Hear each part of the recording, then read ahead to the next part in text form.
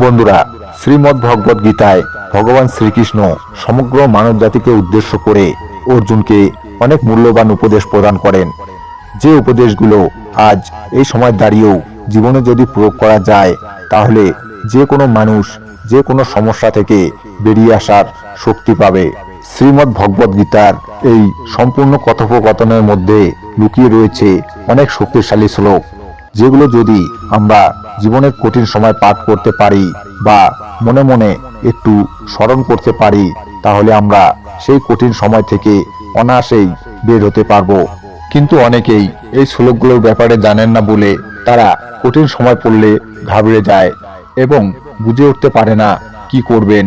আর এই মারাত্মক শ্লোকটির মধ্যে শ্রীকৃষ্ণ নিজেই সমস্ত সমস্যার সমাধানের কথা বলে গেছেন।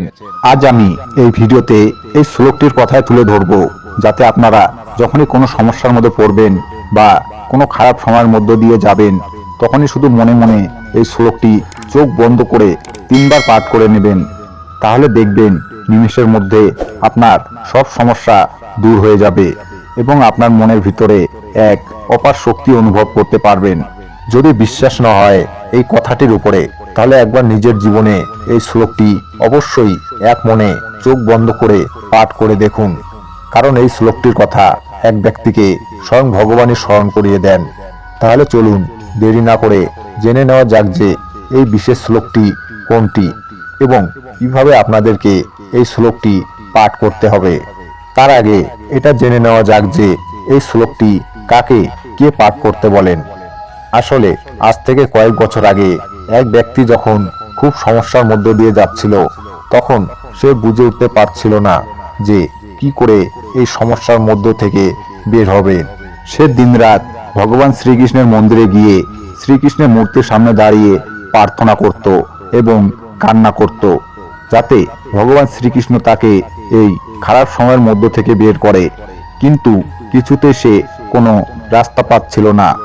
আর ঠিক এরকম সময় একদিন এক পুরোহিতের নজর তার উপরে পড়ে এবং সেই পুরোহিত দেখে যে সেই লোকটি অঝরে ভগবান শ্রীকৃষ্ণের মূর্তির সামনে দাঁড়িয়ে কান্না করছে।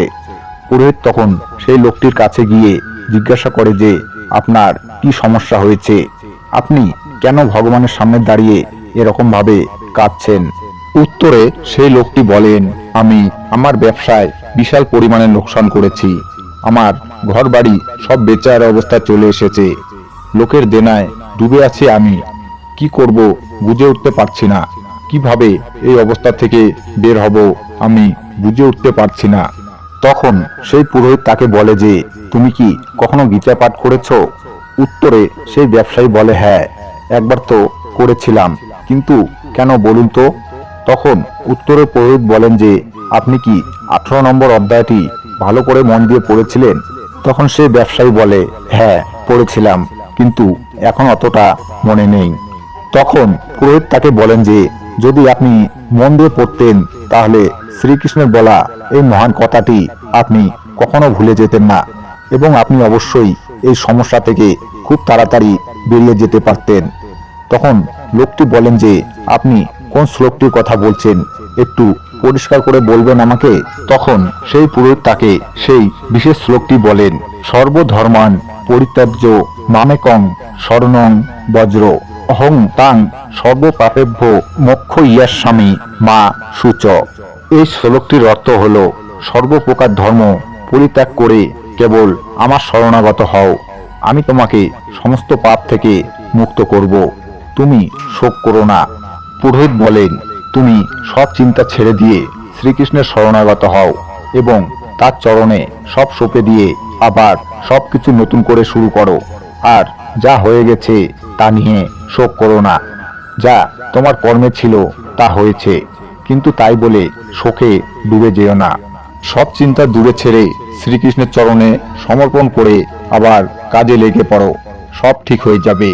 আর তিনি এটাও বলেন যে যখনই কোনো সমস্যায় পড়বে বা বিপদে পড়বে, তখন এই শ্লোকটি মনে মনে 3 বার স্মরণ করবে, তাহলে দেখবে তুমি নিজের ভিতরে এক অপার শক্তি অনুভব করতে পারবে এবং সব সমস্যা দূর হবে। এরপর সেই ব্যক্তি আবার ধীরে ধীরে ব্যবসা শুরু করে এবং তাকে হঠাৎ করে তার সব কর্মচারীরা নিজের থেকে এসে টাকা দিয়ে সাহায্য করতে থাকে। এ যেন সবকিছু অলৌকিকভাবে হওয়া শুরু করলো এবং ধীরে ধীরে তার ব্যবসা আবার দাঁড়িয়ে গেল এবং সে সকলের দেনা পাওনা মিটিয়ে দিয়ে আবার সুখে শান্তিতে জীবনযাপন করতে লাগলো। বন্ধুরা, এই ছিল সেই বিশেষ শ্লোক যেটি আমাদের সবসময় মনে রাখা উচিত। যখনই বিপদে পড়বে শ্লোকটি 3 বার মনে মনে স্মরণ করে নেবে, দেখবে সকল বিপদ সাথে সাথে কেটে যাবে। এবার চলুন শ্রীকৃষ্ণের আরো কিছু মূল্যবান বাণী শুনে নেওয়া যাক। সত্যের পথে চলার সময় মানুষ মাত্র 2টি ভুলই করতে পারে।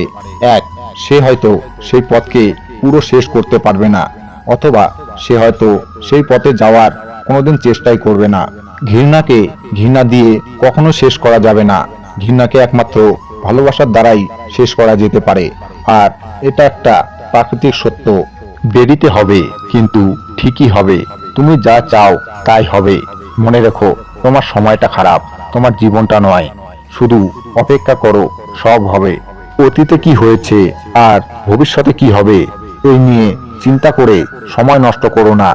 যা হয়েছে ভালোর জন্য হয়েছে, যা হবে ভালোর জন্যই হবে। তুমি নিজের কর্তব্য সঠিকভাবে পালন করে যাও। মানুষের ক্রোধ বুদ্ধিকে গ্রাস করে, অহংকার মনুষ্যত্বকে গ্রাস করে, লোভ বিবেককে গ্রাস করে, অনুতাপ পাপকে গ্রাস করে, চিন্তা আয়ুকে গ্রাস করে। কোনো জিনিসই অতিরিক্ত হওয়া ভালো নয়, কেবলমাত্র 2টি জিনিস ছাড়া। এক হলো জ্ঞান আর 2 হলো ভদ্রতা।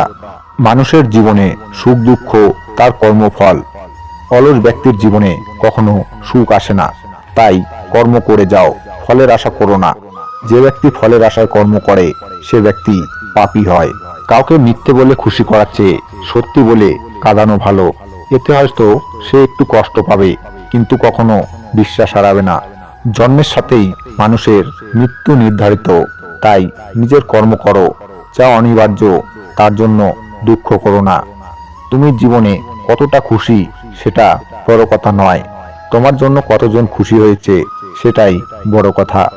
ভগবদ গীতায় বলা হয়েছে যে কারো কাছ থেকে কিছু পাওয়ার আশা ত্যাগ করুন, নীরবে শুধু নিজের কর্মটুকু করে যান। জীবনে সম্পদ বা অসুবিধা কিছুই আপনি নিজে থেকে বেছে নিতে পারবেন না।